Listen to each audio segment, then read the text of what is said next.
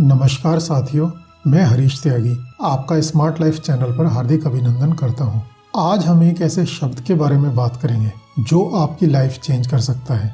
आप इस शब्द की इम्पोर्टेंस इसी बात से समझ सकते हैं कि इस एक शब्द को पकड़कर एक चाय बेचने वाला लड़का देश का प्रधानमंत्री बन गया और इसी एक शब्द के कारण न्यूज़पेपर बांटने वाले गरीब लड़के ने मिसाइल बना डाली और वो देश का राष्ट्रपति बनने में सफल हुआ। साथियों, यकीन मानिए ये एक शब्द आपको सक्सेस के किसी भी लेवल तक ले जा सकता है। चाहे आप स्टूडेंट हो, आप जॉब करते हो, आप बिजनेस में हो या आप और किसी भी फील्ड में हो, ये एक शब्द आपको आपके गोल अचीव करा सकता है, आपको सक्सेस के नए लेवल तक ले जा सकता है।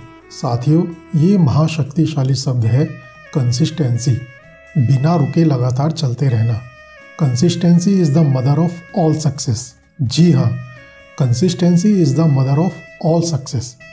यहाँ मैं एक बात आपको क्लियर कर देना चाहता हूँ कि कंसिस्टेंसी का मतलब ये बिल्कुल भी नहीं है कि आपको हमेशा अपना 100% या 101% ही डिलीवर करना है। Consistency means stand firm and carry on. आपको मजबूती के साथ खड़ा होकर बिना रुके चलते रहना है। साथियों, life is a journey that must be travelled. हम सब इसका एक हिस्सा हैं।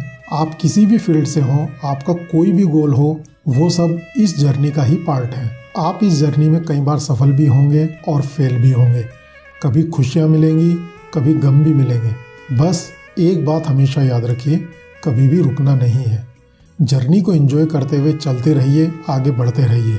जब हम किसी बड़े गोल के साथ आगे बढ़ते हैं तो रास्ते में बहुत सारे छोटे छोटे अचीवमेंट्स भी होते हैं और अधिकतर लोग उन्हीं अचीवमेंट्स के साथ वहीं पर रुक जाते हैं। आपको सफलता मिली है, बहुत अच्छी बात है। अपने नियर एंड डियर के साथ एंजॉय कीजिए, पार्टी कीजिए, जश्न मनाइए, पर ज़्यादा दिन वहाँ पर रुकिए मत। अगर आप ज़्यादा दिन तक रुक गए तो आप वहाँ पर अपने कंफर्ट जोन क्रिएट कर लेंगे। एक बात हमेशा ध्यान रखिए, 100 फीट की खुदाई करने पर केवल पानी ही मिलता है और अगर आपको तेल का कुआं चाहिए तो आपको 10,000 फीट की गहराई तक जाना ही होगा।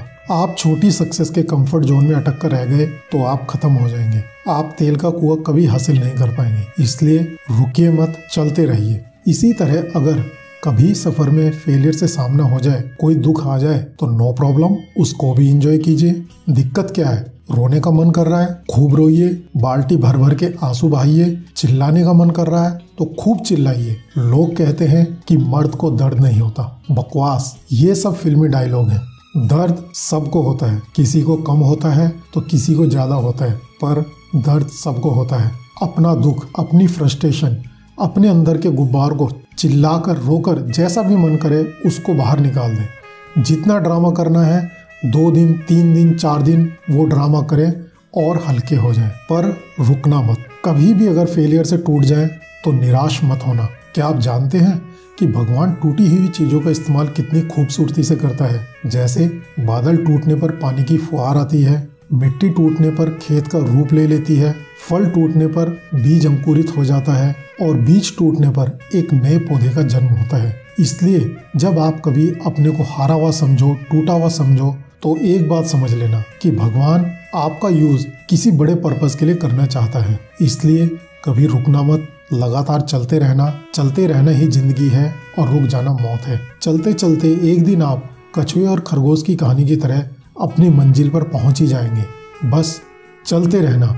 साथियों, ये चलते रहने का ही रिजल्ट था कि न्यूज़पेपर बांटने वाले लड़के ने मिसाइल बनाई और वो देश का राष्ट्रपति बनने में सफल हुआ। ये चलते रहने का ही रिजल्ट है कि ट्रेन की बोगी में चाय बेचने वाला लड़का देश का प्रधानमंत्री बन सका। जो चलता है वो अपनी मंजिल तक जरूर पहुंचता है। कोई जल्दी पहुंच जाता है तो कोई देर से पहुंचता है, पर पहुंचता जरूर है। इसलिए चलते रहिए, नदी की तरह बहते रहिए। नदी कभी भी नहीं रुकती। अगर रास्ते में कोई चट्टान आ जाए तो वो आजू बाजू से निकल जाती है, पर रुकती नहीं।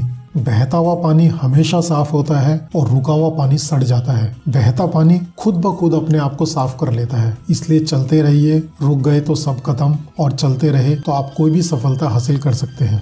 लहरों से डरकर कभी नौका पार नहीं होती, लहरों से डरकर कभी नौका पार नहीं होती, और चलते रहने वालों की कभी हार नहीं होती। इसलिए चलते रहिए, सफलता प्राप्त करते रहिए। आपको आपके उज्जवल भविष्य की शुभकामनाओं के साथ अब मैं विदा लेता हूँ।